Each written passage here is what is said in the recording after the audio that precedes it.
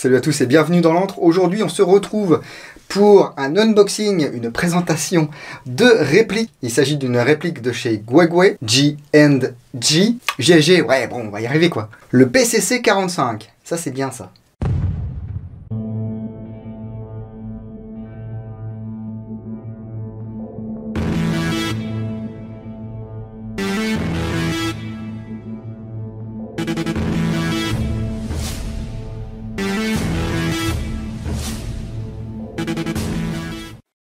Et avant de rentrer dans le vif du sujet, comme d'habitude, je tiens à remercier les personnes sans qui cette vidéo n'aurait pas été possible. Il s'agit cette fois-ci de Destockage Games. Voilà, ça c'est fait. Le PCC 45, c'est un AEG. Je sors de la piscine, là, je goûte encore un petit peu. Ce que je vais faire, c'est que je vais enlever mon slip de bain. Normalement, ça ne devrait pas impacter votre santé mentale parce que le cadrage fait que vous ne verrez rien. Je serai juste cul nu, mais j'ai quelque chose pour détourner votre attention. Voilà. Je vais poser ça là. Et puis je vais enlever mon slip, hein. Ça colle. Ah, voilà qui est mieux. Tiens, va goûter ailleurs, toi. Hop. Où on en était? Ah oui, le PCC 45, c'est une réplique que vous trouverez chez Destockage Games pour un tout petit peu moins de 300 €. Vous le voyez, la boîte est derrière moi. C'est une boîte en carton, à l'intérieur de laquelle on va trouver une coque en plastique dans laquelle sont posés tous les accessoires, ainsi que la réplique bien sûr, et le manuel que voici. C'est un manuel multilingue, grand format. À l'intérieur, il y a toutes les instructions nécessaires à la bonne opération de votre réplique. Et à la fin, il y a l'éclaté. Même si vous êtes expérimenté, jetez un petit œil au manuel à chaque fois, hein, ça prend 5 minutes à lire. Et puis parfois, on apprend des choses. On trouve également un BB Loader dans cette boîte. Alors moi, je m'en sers comme BB Unloader. Mais si vous voulez utiliser ça, allez-y, hein. On trouve également un chargeur, bah oui, un chargeur type 45 avec des fausses balles. Elles sont grosses, hein, ces fausses balles. Voilà, bah c'est normal, c'est du 45. Voilà. Qu'est-ce qu'on a ici? GG 45 auto, ouais. Les ogives. Ici, regardez, on ne perdra pas de billes. On a un follower long. Les inscriptions 45 auto ici. D'autres marquages là. Restricted Airsoft Training, Simulation Use Only, Guegui Armament, etc. Alors c'est pas du 9 mm, donc vos porte-chargeurs 9 mm ne seront peut-être pas adaptés à ce genre de chargeur. Qu'à cela ne tienne, il y a toujours moyen de s'en sortir. Je ne sais plus si je vous l'ai dit, c'est un mid-cap de 110 billes. Et comme d'habitude, ici les chargeurs n'étaient pas disponibles en même temps que la réplique. Je dis comme d'habitude, c'est souvent le cas. Enfin, j'ai remarqué ça au fil des années avec les distributeurs Guegui et puis bah Guegui aussi, hein. Tu as la réplique qui arrive et les chargeurs qui arrivent seulement quelques semaines ou quelques mois après. C'est un peu embêtant quand on veut aller jouer directement, mais bon c'est comme ça, on n'y peut trop rien. Si on veut des chargeurs, ben, on écume un petit peu le net et puis il y aura toujours moyen de trouver ça. Et bien sûr, il y a un PCC 45 dans cette boîte, le voici, le voilà. Alors, non, ce n'est pas un UMP, mais si c'est un petit peu un UMP. En fait, Guegui s'est librement inspiré hein, du SMG 45 de la compagnie LWRC International. Bon, le vrai coûte 4000 $, c'est-à-dire 10 fois plus que la réplique. On va pas trop se plaindre. Ça tire du 45, mais c'est basé sur une plateforme d'AR et ça utilise des chargeurs du MP45. Donc LWRC n'a rien inventé non plus, hein. Ils se sont inspirés également de l'UMP45. Ils ont modernisé ça, une plateforme type AR et un chargeur type 45. Alors le chargeur, on y reviendra un petit peu plus tard. Moi j'ai un problème comme ça, dès la sortie de boîte. Et ce problème, quel est-il ? Je vais vous le dire tout de suite. Ici, le petit poussoir, alors soit il est mal moulé, soit il va trop vers l'avant, mais on a un plat. Et ce plat vient buter contre le puits de billes, voilà, le puits du bloc hop-up, ce qui empêche sa bonne insertion. Il suffit de reculer légèrement la languette, attention à ce que les billes ne s'envolent pas, et là, ça s'enclenche très très bien. Voici le look de ce PCC 45. Ça mesure entre 500 et 740 mm pour une masse de 2475 grammes. Donc c'est relativement compact. C'est pas très lourd. Et puis pour le stockage, il y a moyen bien sûr hop, de plier la crosse comme ceci. La crosse bah, qui n'a rien à envier à la crosse de l'UMP, hein, étant donné que c'est la même. Elle se verrouille ici sur le côté. On soulève un petit peu. Hop, voilà. Il y a un gros bouton ici. C'est une crosse en polymère avec une plaque de couche en caoutchouc. Globalement, la quasi-intégralité de ce PCC 45 est en polymère. Le receveur supérieur, le receveur inférieur, la poignée pistolet. Mais on a quand même un rail qui, je pense, est en alu. Voilà, avec des ports M-Lock. Les contrôles sont ambidextres. Donc le sélecteur de tir ici, 3 positions type AR bien sûr. Hein. Safe semi-auto. Et l'arrêteur de culasse ici, qui est également ambidextre. Regardez ça. Hop, hop, hop. Le levier de chargement est ambidextre. Alors son ressort est vraiment très très faible. Mais ça fait le taf. Et ça permet d'accéder au réglage du hop-up. Hop. Bon, ça a l'air quand même assez solide. Hein. Il y a un petit bout de plastique ici, mais c'est pris sur une patte qui est en métal ferreux. Voilà, ça claque bien quand ça revient. Regardez, il y a un petit marquage ici, 45 ACP. Les marquages sur le rail M-Lock ici. GG Taïwan de l'autre côté. Voilà, le numéro de série. Le modèle. Et de l'autre côté, c'est vierge. La poignée pistolet est assez fine. Son design est sympa, elle est confortable. Et puis regardez le design du receveur inférieur. Regardez ici. On a un emplacement pour venir poser son index. Alors qu'on soit droitier ou gaucher. Hein. L'arrêtoire est accessible ici. Il y a un gros anneau en métal ici sur lequel on va pouvoir fixer une sangle.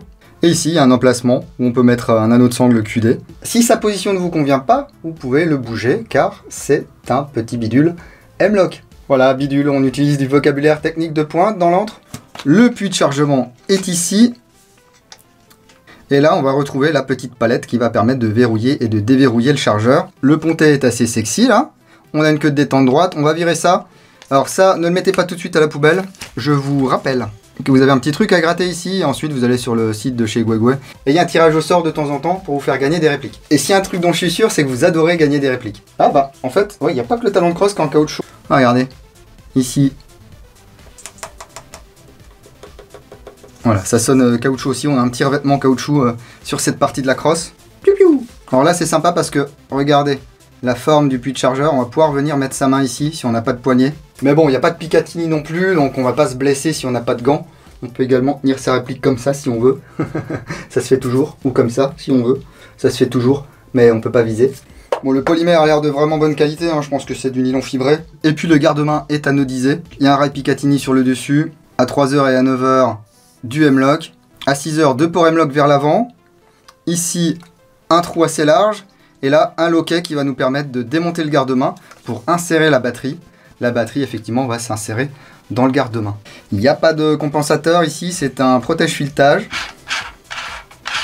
Et c'est du 14 mm anti-horaire. GG n'a pas fait le choix d'utiliser du 16 mm, ce qui aurait été plus cohérent par rapport au calibre qu'on veut simuler ici. Mais après tout, on tire de la 6 mm. Les gens vont pas faire spécialement gaffe si tu as un silencieux avec un pas de 16 mm ou de 14 anti-horaire. Et là, au moins, on a beaucoup plus de choix pour tout ce qui est modérateur de son, traceur, etc. D'ailleurs, hop, je vais y visser mon petit lighter BT là. Ça va, on voit pas mon sgeg. Il faut pas que je sois trop content de tourner cette vidéo, hein, sinon ça va se voir. Voilà, ça donne un look sympa en plus. Les organes de visée sont minimalistes, mais ça suffit bien. Il s'agit de flip-up. On a une hausse ici, rabattable. Le système est relativement dur. On va pouvoir la régler en dérive ici avec la petite molette. Il y a des repères ici afin qu'on sache un petit peu où on en est. Un seul orifice. Le guidon est également un flip-up.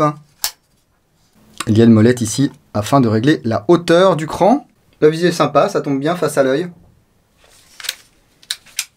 Bon, moi forcément je mettrai un petit point rouge là-dessus. Hein. Les organes de visée sont bien sûr amovibles, on peut dévisser ici et là. Et puis les ranger dans une petite boîte si on ne veut pas les perdre ou si on ne veut pas les abîmer. Bon, c'est sympa. On parlait de la batterie tout à l'heure. Alors attendez, j'ai peut-être été un peu vite en mettant mon traceur là, mon chrony. Ici, on a une petite manette qu'on va actionner. Voilà. Et qui va permettre de déverrouiller le garde-main. On y va doucement. Voilà. Le compartiment à batterie se situe ici. Donc il faudra certainement y mettre un stick ou alors un nunchuk 2 éléments. Et là-dessous, on va retrouver le TU, l'Electronic Trigger Unit, qui équipe ce PCC45. Au niveau de la queue de détente ici, il y a un micro-contact, on le sent bien. On va également avoir un mode burst programmable. On va voir ça dans quelques instants, mais laissez-moi lui mettre une petite batterie. J'ai mon fil à stick AK Energy Airsoft, RIP, hein, apparemment c'est plus disponible ça, c'était trop bien sûrement. Les nouveaux sticks LiPo 11V1 1300 mAh de chez Energy Airsoft. Et puis ici une batterie 11V1 900 mAh. Ouais c'est ça. Donc regardons ce que ça donne. Ah, un stick ça... Non ça passe pas. Un stick ça passe pas. Le nouveau je pense qu'il passe. Et celle-ci passe aussi je pense. Écoutez, on va continuer chez Energy Airsoft. C'est un saloperie de prix Tamiya.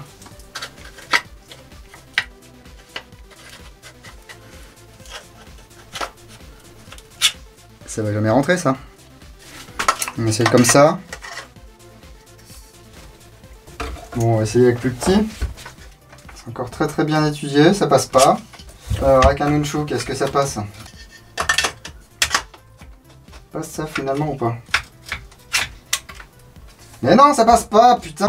Bon, mon dernier recours, c'est ce nunchuk de chez Energy Airsoft également, qui pour le coup est méga plat. En fait, ça passerait s'il n'y avait pas 10 mètres de câble. Mais ils doivent se dire que des fois, on branche notre batterie dans notre réplique, et le compartiment à batterie est 25 mètres plus loin. Et puis c'est toutes les marques pareilles. Hein. Bah voilà, fallait que je gueule. Hein. Allez, vas-y, ça me pète les rouleaux en mode manouche. On va lui mettre un collier là. Hein. Parlez-vous un peu les mecs. Putain, faites des standards. Regardez comme c'est beau, mon beau look de manouche.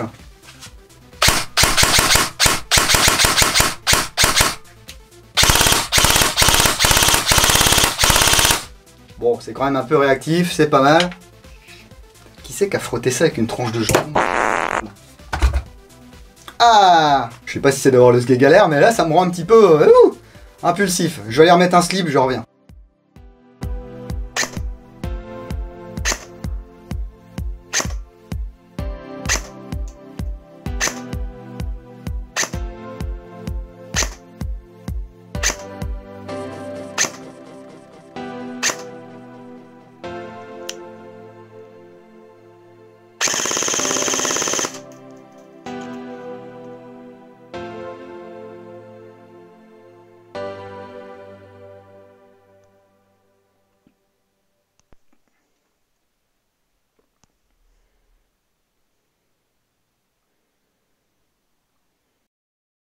Ok, bah c'est pas mal le chrony là. Hein, franchement, on est un poil en dessous de 350. Ça permet de pas être embêté, d'aller jouer partout avec ça dans les assauts françaises, que ce soit en full ou en semi. Si vous trouvez la batterie qui va bien, bien sûr. Je l'ai vite fait dehors, j'ai mis de la 0,28 là-dedans, j'ai tiré sur le mannequin, 47 mètres.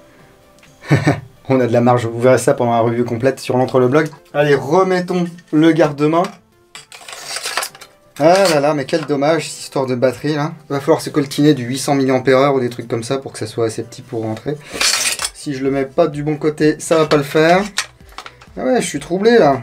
Pour reverrouiller le garde-main, ici, on fait pivoter cette partie vers le haut. Voilà, elle vient se prendre sur celle-là là. Et on reverrouille. Il n'y a pas de jeu dans cette réplique, hein, c'est vraiment très cool. Ça a l'air vraiment solide. Et là, je vais l'enlever parce qu'on n'a pas regardé la fonction burst de 3. On va se mettre en semi et on va laisser appuyer 10 secondes. Faites toujours ça, tourner vers une zone neutre. Hein.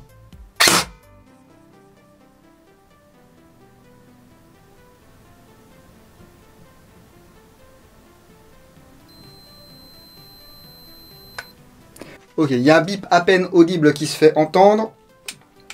Normalement, je devrais être en burst de 3.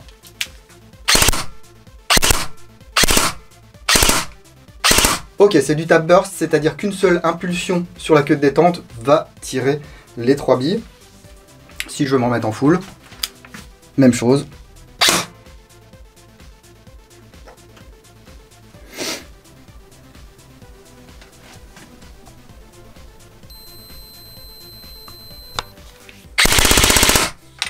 Voilà.